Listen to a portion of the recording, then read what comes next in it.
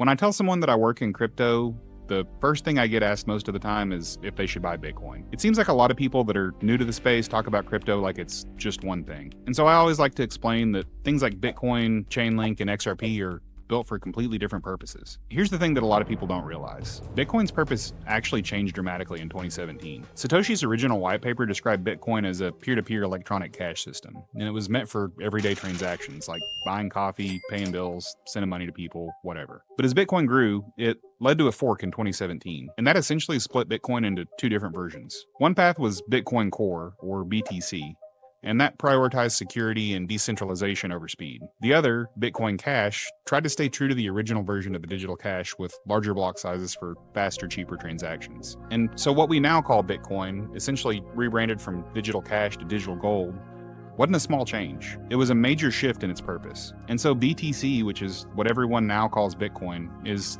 primarily labeled as a store of value. Those 10-minute transaction times and higher fees, that was part of the decision that got made when the fork happened. Meanwhile, XRP was built specifically for what Bitcoin originally intended to do with some huge improvements. So think about it for a second. Would you use a savings account to pay for groceries or a checking account to save for retirement? They're different tools for different jobs. Each blockchain network has solutions to specific problems. So Bitcoin after the 2017 fork was built to address fiat currency and inflation, and it created a digital store of value. XRP was built to solve the problems of slow and expensive transfers. Networks like Chainlink, Ethereum, and now the EVM solve problems for needing trusted third parties in contracts and applications. So next time that someone asks you if you're into crypto, you might want to break it down into what problem you're trying to solve.